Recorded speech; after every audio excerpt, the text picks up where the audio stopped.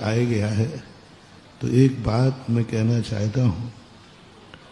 3-4 दिन पहले एक सज्जन आए थे सागर से, संतोष पटना वाले।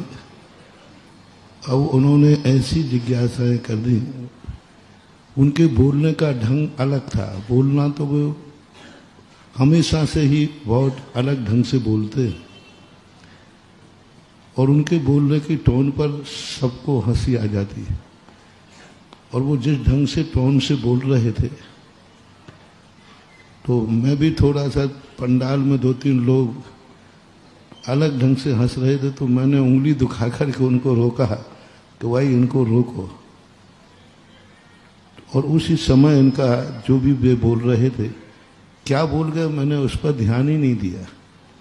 उनकी टोन पर तो ध्यान था लेकिन वो क्या बोल रहे हैं, क्योंकि उनकी बातों का कभी हमने कोई गौर ज़्यादा नहीं करते, क्योंकि वो हमेशा से, उनको बहुत पहले से जानते हैं, वे हमेशा से ऐसे ही बोला करते हैं, उनकी टोन है। लेकिन फिर भी उनको ध्यान रखना चाहिए था। हमने तो उस समय गौर किया नहीं, ध्यान दिया नहीं। आज हमारे पास एक महाराज जी के, हमारे ही संघ के महाराज के समाचार थे कि आप गौर से सुनो, उन्होंने जो बोला है एक बात वो ठीक नहीं बोला। क्योंकि मैं कभी जिज्ञासा के पहले कभी सोचता नहीं हूँ, तुमसे पूछता नहीं हूँ कि तुमने क्या बोल रहे हो, और उसके बाद मैं कभी सुनता नहीं। और अभी 4-6 महीने से तो मैंने सबको रोक लगा रखी है, कोई मुझे व्हाट्सएप नहीं सुनाएगा, दिखाएगा भी नहीं, और मेरे पास इसकी कोई चर्चा नहीं करेगा। तो बड़ी शांति रहती है कि कोई चर्चा नहीं, कहाँ क्या हो रहा मुझे कोई पता नहीं। सबके लिए कह रखा, कोई व्हाट्सएप नहीं दिखाएगा मुझे, कोई सुनाएगा नहीं। अब कोई चलते फिरते सोच जाते हैं, रात में भैया करते हैं, और उस समय हम मौन हो जाते हैं। तो अभी मेरा बिल्कुल एकदम कोई भी चीज़ सुनना नहीं। और जिज्ञासा उन्होंने कहा नहीं आज आप सुनो उसको। तो आज मैंने अभी सुना, तो सुनने के बाद मुझे भी विकल्प आ गया, मुझे भी अच्छा नहीं लगा। उस दिन तो मैंने बिल्कुल भी उपयोग नहीं, तो मैं उसी समय टोक देता, क्योंकि उपयोग भी नहीं गया। और हम उधर पंडाल की तरफ देख रहे थे तो उस तरफ मेरा उपयोग, इतने में वो एक वाक्य निकल गया, एक ही वाक्य था, और वो जो बोला उन्होंने वो ठीक नहीं बोला। आचार्य महाराज ने संसार को क्या दिया, एक दिन मैंने 15 मिनट की जिज्ञासा में कहा था, उन्होंने जो दिया महानुभाव, आज तक कोई भी तीर्थंकर को, क्या कोई भी आचार्य नहीं दे पाया। आचार्य सिंह ने सारे जगत को जो दिया, मैंने कहा था ना, कोई तीर्थंकर ऐसे नहीं हुए जिन तीर्थंकर के समोषण में सारा पूरा का संग बाल ब्रह्मचारी रहा। तीर्थंकरों का भी नहीं हुआ, उन समोषण में भी ऐसी कोई बात नहीं। जो हमारे पूज्य आचार्य महाराज ने एक ऐसा आगाज, सारे दुनिया के साधु कुछ भी कहें, आज जो भी जवान साधु दीक्षा ले रहे हैं, वो किसी भी संघ में ले रहे हों, वो सब पूज्य गुरुदेव आचार्य विद्यासागर महाराज का काम है। नहीं तो सब सामान्य रूप से रहते। आज युवाओं के लिए उनका तो नाम लेना, उनके संबंध में थोड़ा भी नकारात्मक सोचना, मैं सोचता हूं कि ये बहुत गलत है। उनके संबंध में जो कहा जाता है वो तो मसीहा थे सब तरफ से। इसे चाहे राष्ट्र की तरफ से ले लो, चाहे समाज की तरफ से ले लो, चाहे धर्म की तरफ ले लो, चाहे श्रमण संस्कृति की तरफ ले लो, चाहे मेरी तरफ से ले लो। मेरे लिए आचार्य सिंह ने क्या दिया, मेरे लिए जो दिया है वो 100 जन्म में भी आपको मिलने वाला नहीं। हजारों लाखों जन्म तक भी तुम्हें वो मिलने वाला नहीं जो पूज्य गुरुदेव ने हमें दिया। और तुम्हें मालूम है, जब भी गुरुदेव की बात आती है तो मैं किस ढंग से अपनी बात को प्रस्तुत करता हूं और किस ढंग से उनके बहुमान के लिए अंदर रोम रोम पुलकित हो जाता है। और उनकी प्रशंसा करने से मैं कभी थकता नहीं। और मैं आचार्य श्री की बुराई सुन लूं? अरे असंभव बात है। हाँ, वो मेरा उपयोग उस तरफ नहीं गया, उनकी टोन जो जिस ढंग से थी, और वो हमेशा जब भी ऐसे ही बोलते रहते हैं तो सबको पहली बात तो उनके खड़े होते ही लोग हंस जाते हैं, क्योंकि वो हाँ बुंदेलखंडी का रूप, तो ऐसी स्थिति को लेकर के। लेकिन आज जैसे भी हो, चाहे भले उन्होंने किसी अभिप्राय से कहा हो, लेकिन जो कहा वह गलत कहा पूर्णतः। और उनके लिए इस प्रकार का शब्द आचार्य श्री के लिए कहना बिल्कुल सर्वथा अनुचित है, सर्वथा, किसी अपेक्षा से मैंने। और मुझे जब आज गौर से महाराज जी के कहने पर मैंने उसको गौर से सुना, 10 मिनट का है पूरा, मैंने पूरा सुना।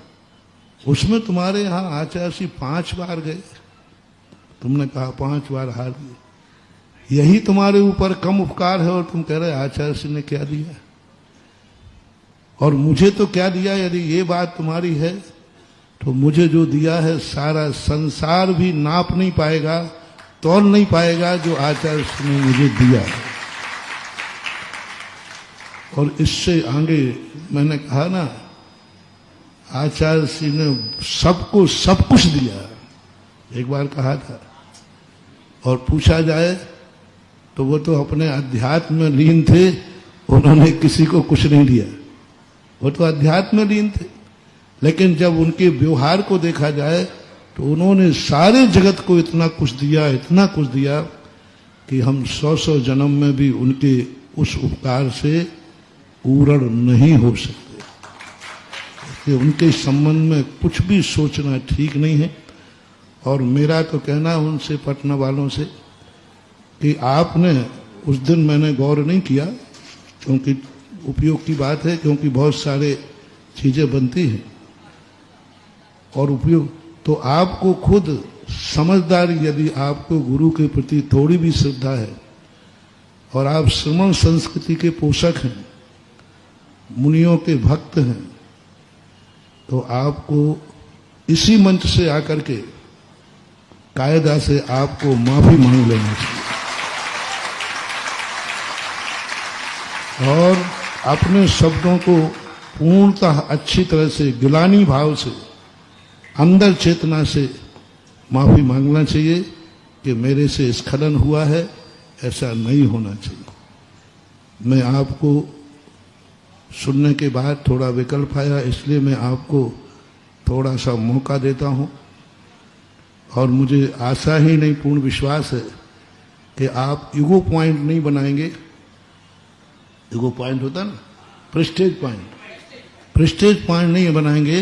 गुरु के संबंध में यदि थोड़ा भी अपना मन बिगड़ा है तो तुरंत उसका पश्चाताप, प्रायश्चित और अपनी क्षमा याचना का भाव कर लेंगे।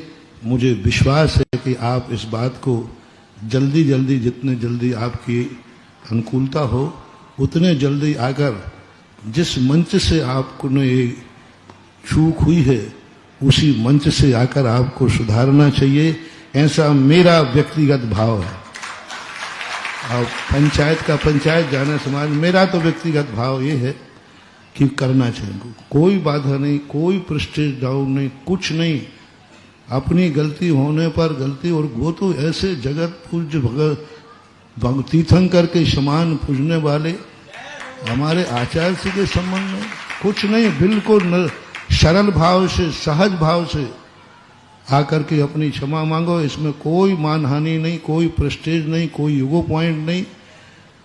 आपको अपने आप में सरलता से, सरल भाव से आकर के अपने गुरु के प्रति अपनी श्रद्धा समर्पित करो और आप श्रमण संस्कृति मुनि भक्तों में गिने जाते हो और उस भक्ति का आप अपना इतिहास कायम रखो, इसी में है। और अभी तो मैं यही है कि मेरा भाव होता है, किसी ने कुछ बात की तो उसको एक बार मौका, और यदि आप नहीं ले पाए तो फिर शायद मुझे लगता है कि शायद वो मेरी बात सुन रहे होंगे। उस दिन तो मैंने आपकी बात नहीं सुनी, लेकिन अब आओगे तो आपकी बात मैं बड़े गौर से सुनूंगा। मेरा पंडाल की तरफ मुंह था, मैं उंगली भी दिखा रहा हूं, उसमें देखा मैंने। और मैं तो उसी सामने जो हरकत हो रही थी उस पर कहते मैंने कहा उसको रोको वहां पे। ऐसा जब तक ये बात सारी चर्चाएं चलती रही तो, लेकिन वो शब्द यदि मेरे कान में चला जाता, उपयोग में आ जाता, तो फिर मैं उसी समय रोक देता। कोई बात नहीं, आगे जो है उस स्थिति को आपको अपने आप के कल्याण के लिए कह रहा हूं। मेरे गुरु पर कोई फर्क नहीं पड़ने वाला। वो तो सूरज थे, उनके ऊपर कितना भी धूल फेंको उससे उनके ऊपर कोई फर्क पड़ने वाला नहीं। सूरज के ऊपर धूल फेंकने से कोई उनको फर्क नहीं पड़ने वाला, उनका कुछ भी नहीं कम होने वाला। लेकिन आपको जरूर अपने जो स्खलन हुआ है उसका प्रायश्चित, उसको धूल को दूर कर लेना चाहिए। ये मेरी आपकी सलाह है। सलाह मानते हो तो ठीक है, भावना मानते हो तो ठीक है, और आदेश मानते हो उसमें तो मैंने पहली बार सुना, उसमें तो मुझे लगा कि आप धक्का खा रहे हो। अरे ये शब्द भी मैंने नहीं सुने थे। भाई कोई बात नहीं, मेरे लिए तो आप जो कहना हो सो कह लो, मैं बुरा नहीं मानूंगा। हमारे लिए और धक्का कह लो, धक्का खा के महाराज गिर पड़े ये भी कह लो, पर मेरे गुरु के संबंध में मत कहो। बस देखो, तुम मेरे संबंध में कोई भी कितना ही बोलता रहता है, फिर भी मैं ज्यादा, और मेरे संबंध में कहा उसका मुझे कोई विकल्प नहीं, कोई खेद नहीं, कुछ भी नहीं। और ऐसा कुछ भी नहीं है। हमारे महाराज हैं और हमारे संघ के आचार्य समय सागर हैं तो हैं, वो आज भी हैं। आप लोग क्यों हमारे संघ की व्यवस्थाओं में, हमारे अंतरंग संघ की व्यवस्थाओं में क्यों पड़ रहे हो? आप ग्रस्त हैं, हम आपके घर गृहस्थी के संबंध में तो नहीं पड़ते। आप ग्रस्त हैं, ग्रस्तों का काम, जो हमारा संघ है, हम लोग अपने संघ के हिसाब से, वो हमारे नायक हैं, वो हमारे आचार्य हैं, आज भी हैं, कल भी थे और कल भी रहेंगे। आपको इस संबंध में कोई ज्यादा सोचो मत, विचार मत करो। ये हमारे अपने अपने आपके घर की बातें आपके घर में रहें, और हमारे संघ की बातें हमारे संघ में रहें तो अच्छा है। एक दूसरे के कार्यों में यदि हस्तक्षेप करेंगे तो फिर थोड़ी सी व्यवस्था बिगड़ती है। आज मैं बहुत सरल अच्छे भाव से पटना जी को, संतोष जी को मेरा कहना है कि आप आकर के और मुझे संतुष्ट कर दें कि आपने सरल भाव से मेरे गुरु के प्रति श्रद्धा व्यक्त की, लेकिन करना इसी मंच से है, क्योंकि अपराध भी जहां हो क्षमा भी वही ही, प्रायश्चित भी वही होना चाहिए, ऐसा मेरा व्यक्तिगत मत है। और अब देखो, अब जब ये, क्योंकि साधु कोई निमित्त पा करके ही कुछ शिक्षा लेता है, आप लोगों से मैं अब शिक्षा ले लेता हूं, है ना। ये है, कोई भी जिज्ञासा आज के बाद यहां विवादास्पद जिज्ञासाएं नहीं करोगे, कोई भी विवादास्पद जिज्ञासा, मात आगम की करो, स्वाध्याय की करो, कोई सामाजिक सुधार की है तो करो, राष्ट्र के सुधार की है तो करो, कोई रागद्वेषात्मक नहीं, कषायात्मक नहीं, व्यंग्यात्मक नहीं, नाम लेके नहीं। तुम नाम लेकर के करने लगे जिज्ञासा, ये जिज्ञासा का कोई तरीका थोड़ी है। किसी की आलोचना नाम लेकर करना, नाम लेकर कर रहे, तुम्हारा इतना साहस बढ़ने लगा। नहीं, कोई भी जिज्ञासा किसी के आलोचनात्मक नहीं, किसी के नाम से नहीं, और कषायात्मक नहीं। जो भी जिज्ञासा होगी शास्त्र से हो, समाज सुधार के लिए हो और राष्ट्र सुधार के लिए हो, उसके लिए ये जिज्ञासा समाधान है। और इस जिज्ञासा के लिए, और अब एक नियम बना लिया जाए कि जो भी जिज्ञासा आए वो पर्ची पे लिख के अपना विषय वस्तु दे दे कि आप किस विषय पे बोलोगे। अभी तक मैंने ये नियम नहीं बनाया था, अभी तक मैंने ये नियम नहीं बनाया था। पहले पर्ची पे लिखे, मुझे देखने की जरूरत नहीं है, जो आपके संयोजक हैं या छुल्लक जी हैं, इनके पास विषय वस्तु लिखे आप कि हम इस विषय पे, जैसे सपोज कीजिए आपने कहा मैं कर्म सिद्धांत की जिज्ञासा रखना चाहता हूं, मैं प्रथमान युग पे जिज्ञासा रखना चाहता, मैं श्री रामचंद्र जी के ऊपर जिज्ञासा रखना, मैं महावीर के ऊपर जिज्ञासा रखना, मैं समाज की सुधार के लिए। तो आपको विषय वस्तु लिखना पड़ेगा, अन्यथा तुम थोड़ी थोड़ी बातें भूल जाओ और हम सब लोगों को विकल्प हो, दुख हो। तो ये शंका समाधान तो अंतरंग विकल्पों को दूर करने के लिए है, और तुम्हारी जिज्ञासा से विकल्प हो जाए तो फिर जिज्ञासा कहाँ रहा। मैंने समाधान भी उस दिन यही कहा था कि इन्होंने जो भी बोला है, मैं जो अधूरा सुन पाया, तो जो भी बोला है उसके लिए ये स्वतंत्र हैं, इसमें मेरा कोई समर्थन। उसमें मैंने सुना कि उसमें किताब का पत्रिका का दिया कि पत्रिकाओं में लेख आते हैं, उसमें लिखा रहता है लेखक स्वतंत्र है, संपादन का समर्थन होना कोई। तो इतना तो मैंने कहा था, क्योंकि बहुत सारी बातें उन्होंने बोली। और मेरे संबंध में भी मत, मेरे भक्तों तुम मत चिंता करो, मैं क्या बनना है क्या नहीं बनना, मैं जहां हूं वहीं कम नहीं हूं, वहीं बहुत हूं। मुझे मत चनों के झाड़ पे चढ़ा, मैं जहां हूं वहां भी कम नहीं हूं, वहां भी मैं संतुष्ट हूं, पूर्ण हूं। मैं सदा अपने आप को पूर्णता का अनुभव करता हूं, प्रतिदिन मैं अपने आप को पूर्णता का अनुभव करता हूं। शाम को जब सामायिक बैठता हूं, अधूरा और अतृप्त होकर नहीं बैठता कि आज मेरे कोई काम बाकी रह गए हैं। आज मैं शाम को बैठता हूं बिल्कुल पूर्ण होकर के बैठता हूं, और मैं अपने आप में, मैं हूं अपने में स्वयं पूर्ण, पर की मुझ में कुछ गंध नहीं। मुझे पूर्ण करने के लिए किसी की जरूरत नहीं, मैं खुद अपने आप में पूर्ण हूं। जहां हूं, जिस रूप में हूं, उसी रूप में मैं पूर्ण हूं। आप लोगों को ज्यादा ना हमें उठाने की चेष्टा करो। गिराने वाले तो आज तक गिरा नहीं पाए, तो उनके लिए तो मैं कुछ नहीं बोल रहा हूं। गिराने वाले तो आज तक गिरा नहीं पाए, उनको मैं नहीं बोल रहा हूं, वो तो कभी गिरा भी नहीं पाएंगे। लेकिन उठाने वालों से कह रहा हूं, मुझे उठाओ मत, मैं स्वयं अपने आप उठने की शक्ति रखता हूं। दूसरा कौन उठाता है? जब व्यक्ति, मैं तो इतना समर्थ हूं, मैं स्वयं उठ जाता हूं, और मैं हूं अपने में पूर्ण हूं। इसलिए आपके लिए जिज्ञासा समाधान के लिए जो भी व्यवस्था बनाना है, आप पर्ची लीजिए, पर्ची पे विषय वस्तु हो, और विषय वस्तु आप पढ़िए, और उसमें, और इस प्रकार के विषयों के लिए आज से पूर्णतः विवादास्पद के लिए take to order, stay order. हाँ, तो ये होना चाहिए, और अच्छी बात है। ये विवादास्पद के लिए बहुत सारे स्थान है, ये धर्म का स्थान है, जिज्ञासा का स्थान है, स्वाध्याय का स्थान है। यहाँ वही करो जिसकी गरिमा हो। कई लोग, कई दिनों से देख भी रहा था कि कई लोग इसको जिज्ञासा समाधान के मंच को अखाड़ा बनाते हैं, और अपनी जिज्ञासा, अपना नाम, अपनी दुनिया में भेजने के लिए, बड़ाई के लिए कुछ इसका प्रयोग कर लेते हैं।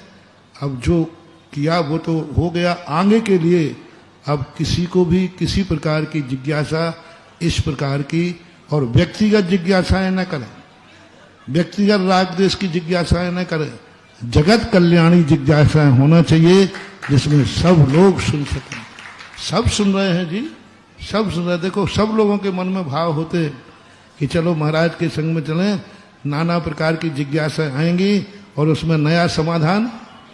क्यों भाई, यही है ना जट्टी भाई, सरदार, यही ना?